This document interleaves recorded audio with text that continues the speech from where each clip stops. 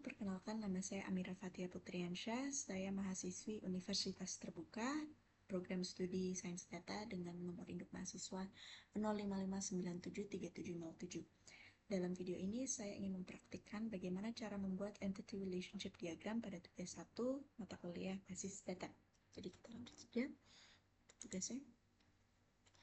Jadi ada diberikan contoh kasus seperti berikut. Sebuah rumah sakit memiliki banyak dokter. Setiap dokter mempunyai banyak pasien yang harus ditangani. Pasien harus terlebih dahulu mendaftar pada bagian administrasi dengan menyerahkan data dirinya. Data pasien yang telah terdaftar akan diserahkan kepada dokter untuk diperiksa. Pasien dapat diperiksa oleh beberapa dokter sesuai situasi dan kondisi pasien. Setelah pasien selesai diperiksa, dokter akan membuat resep obat dan diserahkan kepada pasien.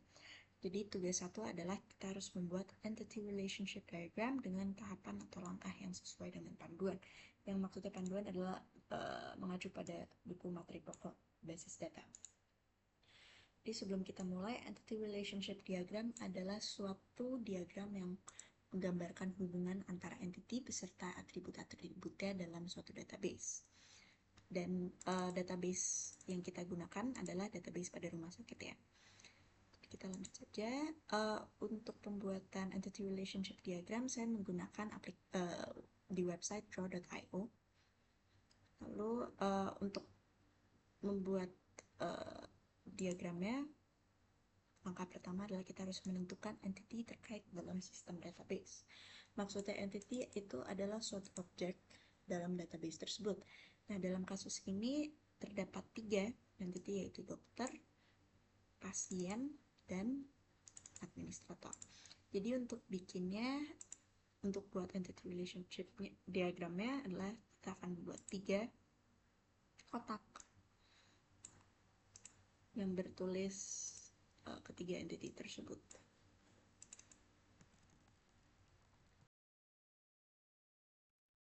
Oke, jadi ini sudah dibuat 3 entity-nya ya. Lalu untuk berikutnya, nomor 2 adalah kita harus menentukan atribut-atribut atau field dari masing-masing entity beserta kunci utamanya atau primary key. Jadi maksudnya atribut dan juga primary key itu semacam ciri-ciri yang ada pada masing-masing entity. Lalu untuk primary key itu ciri-ciri yang unik yang membedakan data satu ke data lainnya. Jadi untuk atribut itu semacam identitas yang melekat pada entity tersebut. Lalu untuk membuatnya bukan kotak lagi tapi bentuknya bulat. Sebelum kita lanjut, kita copy dulu masing-masing atribut.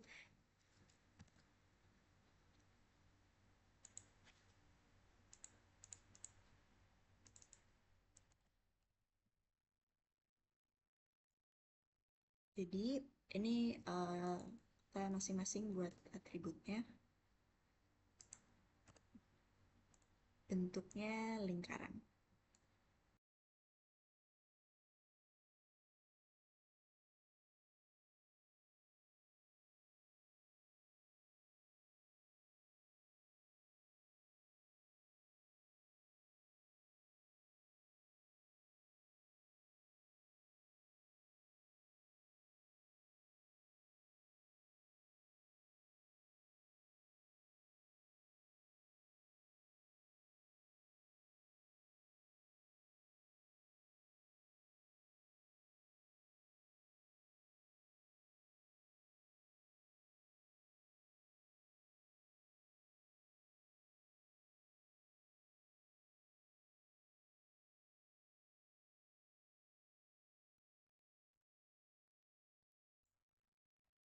Oke, jadi untuk langkah pertama, kurang lebih bentuk diagramnya seperti ini. Ini sudah ada entity-nya, yaitu dokter, administrator, dan pasien, beserta masing-masing atribut dan primary key-nya.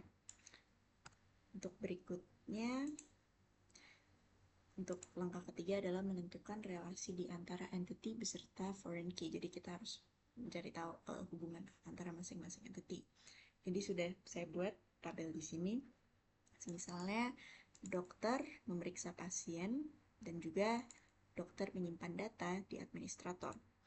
Kemudian pasien diperiksa oleh dokter dan pasien mendaftar melalui administrator. Dan untuk yang terakhir, administrator menyerahkan data pasien kepada dokter, lalu administrator juga melayani pasien.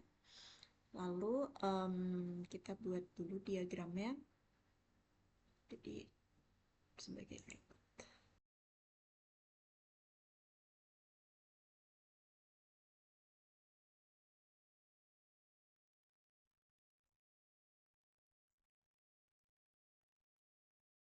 Oke, jadi sudah ada 6 tipe hubungan yang sesuai dengan tabel yang tadi, ya. Untuk berikutnya adalah menentukan derajat relasi untuk setiap himpunan relasi. Jadi maksudnya derajat relasi adalah itu menentukan seberapa banyak hubungan antar entitas dalam suatu database. Tipe derajat relasi itu ada 3, yaitu yang pertama 1:1, yaitu artinya adalah satu entity yang hanya berhubungan dengan satu entity lainnya. Sebagai contoh, misalnya satu mahasiswa punya satu NIM, dan satu NIM hanya dimiliki oleh satu mahasiswa. Untuk berikutnya, 1:banyak, yang artinya adalah satu entity berhubungan dengan banyak entity lainnya. Contoh lain adalah satu kasir melayani banyak transaksi, kan tetapi satu transaksi hanya dilayani oleh satu kasir. Lalu yang terakhir, banyak-banyak, artinya adalah banyak entity berhubungan dengan banyak entity lainnya. Sebagai contoh, banyak mahasiswa mengambil banyak mata kuliah dan banyak mata kuliah diambil oleh banyak mahasiswa. Pada kasus ini, yaitu pada kasus di dalam rumah sakit, jenis derajat relasi yang digunakan adalah banyak-banyak. Hingga dapat disimpulkan ada 3 tipe hubungan antara dokter dengan pasien, itu banyak-banyak karena satu dokter dapat memeriksa banyak pasien dan satu pasien dapat diperiksa oleh banyak dokter. Yang kedua, dokter dengan administrator, derajat relasinya banyak-banyak karena banyak administrator dapat menyerahkan data kepada banyak dokter dan banyak dokter dapat menerima data pasien dari banyak administrator. Dan yang terakhir, administrator dengan pasien disebut dengan banyak-banyak karena satu administrator dapat melayani banyak pasien dan satu pasien dapat mendaftar melalui banyak administrator. Begitu. Jadi sudah diketahui bahwa derajat relasi pada kasus ini untuk semua hubungan adalah banyak-banyak. Kita lanjut.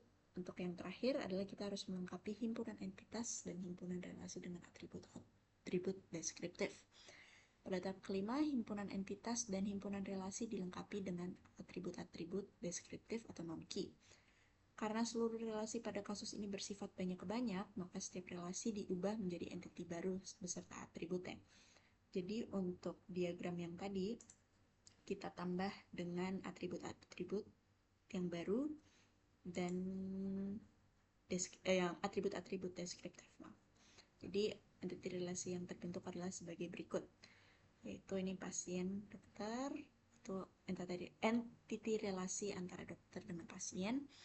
Nomor 2, dokter underscore admin, ini entity relasi antara dokter dengan administrator. Dan yang terakhir entity daftar, yaitu entity relasi antara administrator dengan pasien. Jadi kita buat dahulu di draw.io untuk 3 entity relasi berikut. Dan kita juga hubungkan relasi yang seperti tadi, yang diperiksa, menyerahkan data, melayani, memeriksa, menyimpan data, dan mendaftar.